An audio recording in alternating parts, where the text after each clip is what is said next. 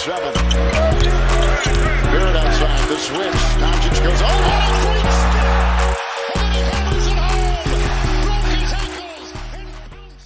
What's going on, guys? Welcome back to a brand new video. I hope you guys are doing well. The New York Knicks just came out victorious versus the Detroit Pistons, and we could talk about this game in multiple ways. We could start off by saying that was pathetic that we were that close with the Detroit Pistons. You could also say it was just a preseason game. Calm down. Not all of our starters were playing. We didn't have Mitchell Robinson out there. We didn't have Kemba Walker starting in this basketball game. But then you could also say the atmosphere was absolutely off the charts. It felt like a regular season game. So the key things we have to talk about, well, let's start off with a positive.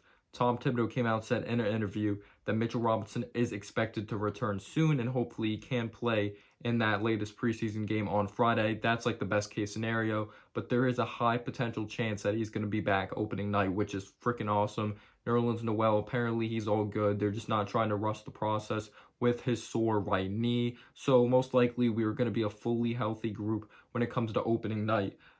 Knock on wood. And then the injuries for the Detroit Pistons, it just really sucks because I was looking forward to seeing him play. Cade Cunningham, #1 overall pick out of Oklahoma State, a freaking beast. His body control, just such a smart player, high basketball IQ. He's clutch. He's not afraid of the big moment. Smooth shot, good playmaker. I love watching Cade Cunningham play the brand of basketball. He's also really big for his position, but he's out with a sprained ankle, and he may not be out. He may not be back opening night for the Pistons, which does suck for Pistons fans. But I hope he has a speedy, healthy recovery. I'm a big fan of his. Sadiq Bey, another player I watched, he rolled his ankle versus the Grizzlies. You have Killian Hayes in concussion protocol. So, most of their starters, 3 out of their, 5 players in the starting lineup, didn't even play in this basketball game. So, to start off, the Knicks starting lineup, you had Derrick Rose get the start, which was a surprise. After that scare, I was like, no way Derrick Rose is going to start in this game or play in this game. And he ended up playing. I guess we just rested Kemba Walker. I thought it should have been the reverse. Kemba should have still been the starter and then rested Derrick Rose because of that big-time injury scare. Evan Fournier, RJ Barrett, Julius Randle, he's back after having a child. Congratulations to the Randle family and all the loved ones out there. And Taj Gibson getting the start. And then you take a look at the Detroit Pistons. You had Saben Lee, Frank Jackson, Josh Jackson. Frank Jackson, Josh Jackson, the Jacksons there. Jeremy Grant, and also Isaiah Stewart out of Washington. So I definitely do like those groups of guys for the Pistons. Pistons, obviously, they're a rebuilding young basketball team. To start off in this game, it was actually all Taj Gibson. It was interesting. I believe he started off having 4 of her first 6 points or 6 of her first 8 points. And Taj Gibson from mid-range territory, he's not afraid to shoot that 3-ball. Specifically in the preseason, we even saw that last year and his first year with the New York Knicks. I really like that he's shooting that mid-range shot, and he was killing it on the boards as well tonight, which was freaking awesome. But after that pretty solid start, the Knicks were kind of non-existent. We were fouling guys outside on the three-point line. It happened 3 times in this game, 2 times in the first quarter. At first, it was quickly, and then Jericho Sims did it, and I believe Randall did it in that second quarter. And we were also getting destroyed on the glass. We were allowing dribble penetration. That definitely is the hole in our defense right now, but we weren't playing that great after that start at the beginning of the first quarter. This was a sloppy basketball game. If I'm being real, Jeremy Grant did a solid job on Julius Randle, forcing Julius Randle into traffic, forcing things or making him feel uncomfortable. RJ Barrett didn't play that good. He made that 3-ball at the beginning of the game, but he still has ways to go as a finisher, and he still has ways to go when it comes to creating off the bounce. In my opinion, the highest the ceiling will be of this Knicks group is RJ's development of really performing off the dribble, and he still does look limited in the offensive action of really creating on his own. I don't know if that's Tibbs. Tibbs still doesn't believe in RJ to create off the bounce, and when we did see RJ create off the bounce, he still looks sloppy. His handle still doesn't look like it's that great, but that's a good thing about getting a Kemba. Getting an Evan Fournier, it's going to take pressure off of RJ, but one of your top options, specifically if you want RJ to be that #2 option, you got to be able to create off the bounce. Even though he did a solid job distributing the basketball, he did a solid job playing defense, but we were getting killed outside on the perimeter. Just Jeremy Grant, he did a good job in this game. Saben Lee, he started off shaky, but we were allowing him to shoot the 3-ball at will, wide open.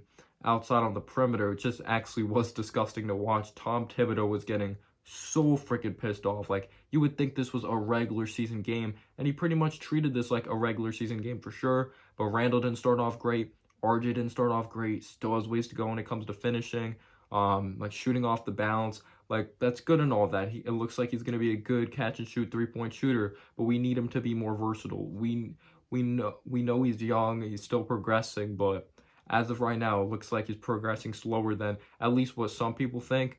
Him coming out, I knew that was something he really had to work on. But anyway, I'm talking about that topic way too much.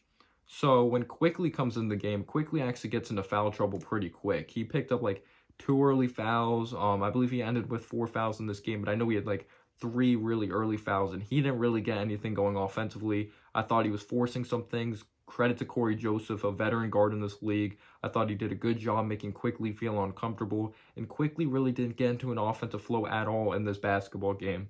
He did not.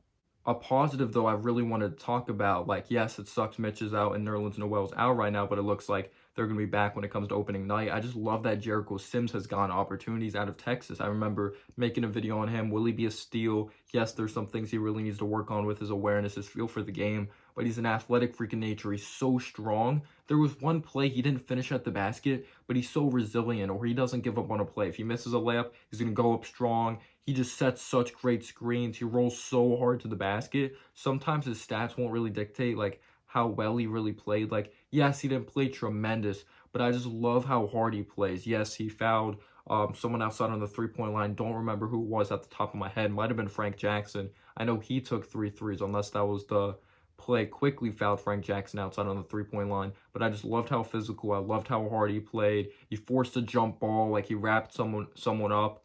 I believe he went up against Isaiah Stewart in that jump ball. Can't remember at the top of my head, but he doesn't give up. It doesn't look like he communicates out there on the court that much. You definitely would like to see that change. Walt Frazier and Mike Breen were talking about that during the game, but I just love how strong, how physical he is. We know he's an athletic freak of nature, but it's just like making quicker decisions with the basketball. Just I feel like he still has ways to go when it comes to his hands, or just really expecting the ball as well. But he is a rookie, and I've been pleased so far with Jericho Sims, especially because he doesn't have crazy high expectations being that 58th overall pick.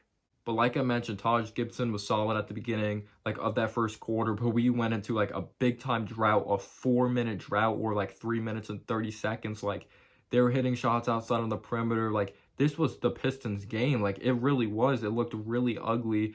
We just weren't getting buckets. We weren't getting anything going. And then to start off the second quarter, like, it was still a sloppy start. There was like a lack of execution. But what really turned it around was, I love this play. Kevin Knox came in the game, actually knocked down a couple 3 balls, but Knox fought hard, got the rebound, still has ways to go defensively, still allowed like a tip in by trying to remember his name like from the top of my head, Pickett from Georgetown. So Knox came down with the rebound, just threw it ahead really quickly to Burks, and then Burks threw up the lob to Obi Toppin. Obi Toppin, I loved his confidence. I love the way he was able to get to the rim, but he needs to take it stronger to the basket, or he has to be less predictable. I feel like a lot of players on this Knicks roster is predictable when going to the basket. Like, use an up fake, get him up in the air, draw a foul. But I just love that. Knox throwing it ahead to Burks up to Obi Toppin. I just love the way we push the pace. Even when Derrick Rose was in the game, at least to start, when Taj was off to that good start, Derrick Rose looked to push it. We got out and ran, and we saw a glimpse of how different this offense is really going to look for the New York Knicks, and it's not really going to be slow and grinded out. Randall started to get things going. Randall made back-to-back buckets. Like, he had that fall-away shot from the corner that he hit a lot last season. And then I believe Jeremy Grant was just playing tremendous defense, or they're playing tremendous defense on Randall, and then he banked it in. I was like, geez, that was like one of the craziest shots like of this basketball game. But we made the 8 of the last 9 shots. But after it looked like we started to get things going, we fouled at the 3-point line again. Saban killed us wide open outside on the perimeter. Like I mentioned, this was like the play Tibbs got really pissed. Not even that Saban was open, but the ref didn't see that he was trying to call timeout and all that. So this definitely was a sloppy game. Like, Randall at times, like, he was just trying to do too much. Like, Jeremy Grant did a solid job. Randall had a few charges. There were some times I'm like, kick it out, Randall. Kind of being selfish with the basketball, but you could say just the dribble penetration was way too easy for the Detroit Pistons. Just awful defense. But I really think Tibbs is messing with us. Like, we take Miles McBride, We take Quentin Grimes, like no action. At least no like valuable real action out there. But we see Amir Sims out there. We know Tibbs loves his defense. He comes in, end of the second quarter. I really did like the way he played, but end of the second quarter didn't get much action. But no Quentin Grimes, no Miles McBride. So yes, he came in, and a big part was just like fouling the Pistons so much. I believe they got to the free throw line 14 times in that first half, and we only got to the free throw line 4 times. So that definitely was a key X factor.